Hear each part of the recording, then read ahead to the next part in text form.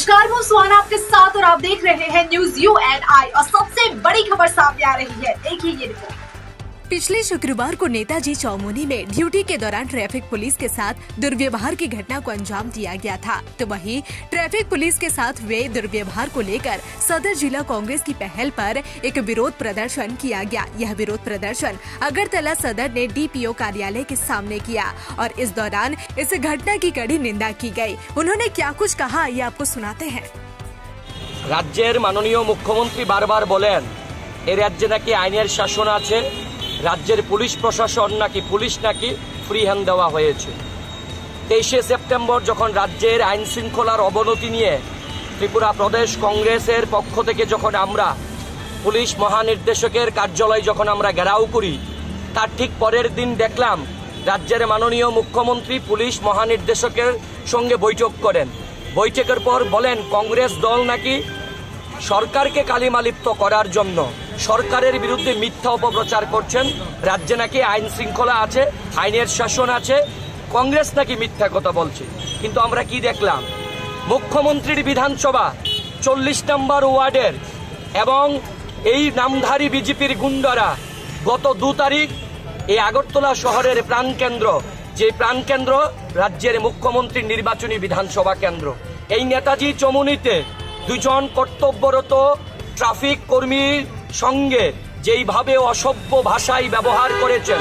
আপনারা জানেন, গতকাল থেকে দেখছি রাজ্যের বিভিন্ন সংবাদ মাধ্যমে সে ভিডিও ভাইরাল হচ্ছে, সোশ্যাল মিডিয়াতে ভাইরাল হচ্ছে। দুজন আইনের লোক তার দায়িত্ব পালন করতে গিয়ে আইনের কর্মী তাকে অসভ্য ভাষায় বলছে, দেববর্মা বলছে। আজকে যারা নিজেদেরকে জনজাতি দরদি বলে তারা কোথায়? তারপরে অসভ্য ভাষায় গালিগালাজ বলছে, যদি তোর গায়ে যদি ড্রেস না থাকতো তোর চামড়া তুলে নিতাম, এই ধরনের ভাষা ব্যবহার করেছেন।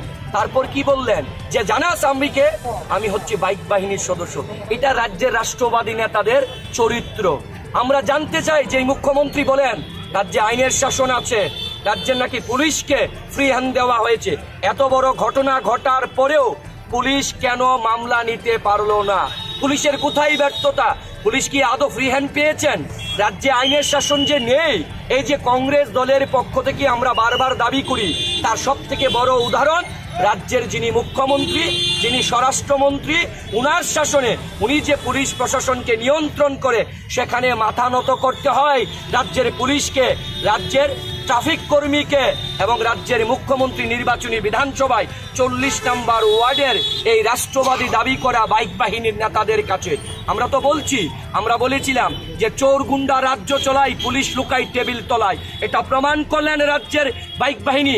আজকে বাইক বাহিনীর কাছে দুজন কর্তব্যরত অবস্থায়, ডিউটি অবস্থায় দুজন ট্রাফিক কর্মীকে অপমানিত করা হয়।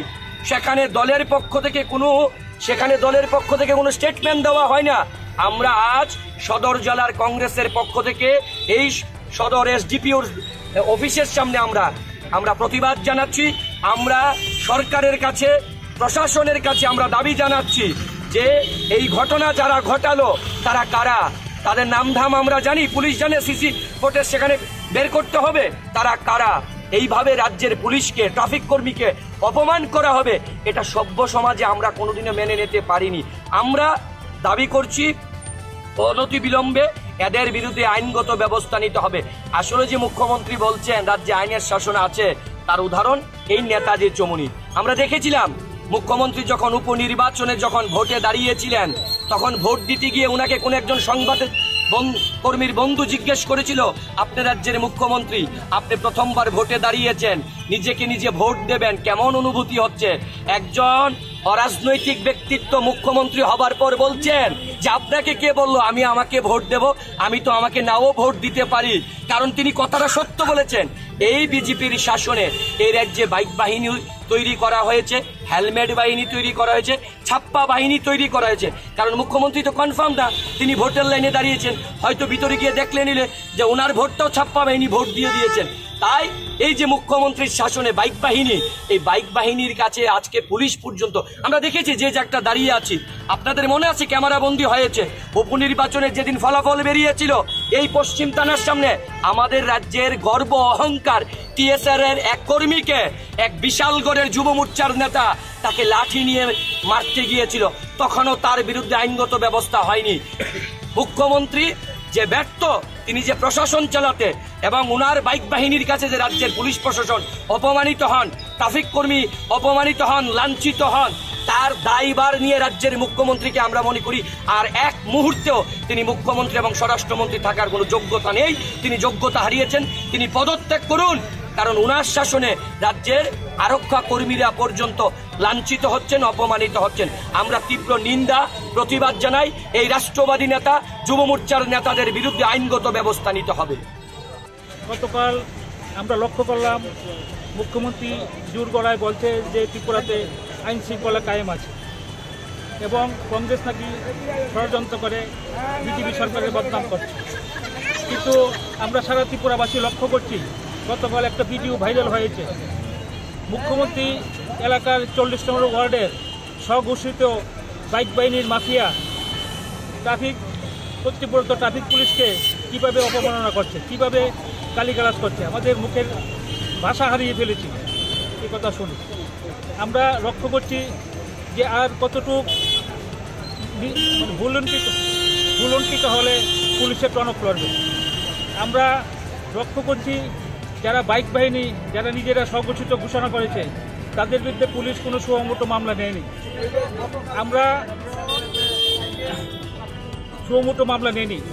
আমরা তাই মুখ্যমন্ত্রীর কাছে এবং পুলিশ প্রশাসনের কাছে আমরা বলবো যে আপনি একদিকে বলছেন আইন শৃঙ্খলা কায়েম হয়েছে, পাশাপাশি আপনার এলাকার মাফিয়া বাহিনী প্রমাণ করে দেখিয়ে দিল যে মুখ্যমন্ত্রীর কথা কলাপাতা, পুরোই স্বঘোষিত মুখ্যমন্ত্রী।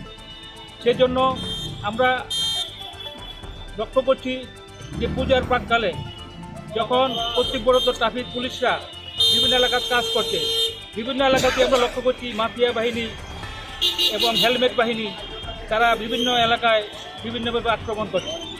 আমরা দেখলাম যে জাতিগত সুশ্রুতি দিয়ে গালিগালাজ করছে। আমরা জানতে চাই যারা আদিবাসীদের মেকি দরদি, ওরা কোথায়? যারা আদিবাসী নিয়ে মেকি কান্না করে তারা আজকে কোথায়? তাদের কোনো প্রতিবাদ নাই কেন? সেজন্য আমরা আজকে এসডিপির কাছে আমরা বিক্ষোভ দেখাচ্ছি এখানে, যে আমরা চাই অনতিম বিলম্বে যারা মাফিয়াগিরি করেছে কালকে ওদেরকে অ্যারেস্ট করার জন্য। तो जैसा कि आपने ये खबर देखी, इसी तरह की तमाम अपडेट और देश दुनिया की तमाम बड़ी खबरों के लिए बने रहिए न्यूज़ UNI के साथ। और मुझे दीजिए इजाजत, नमस्कार।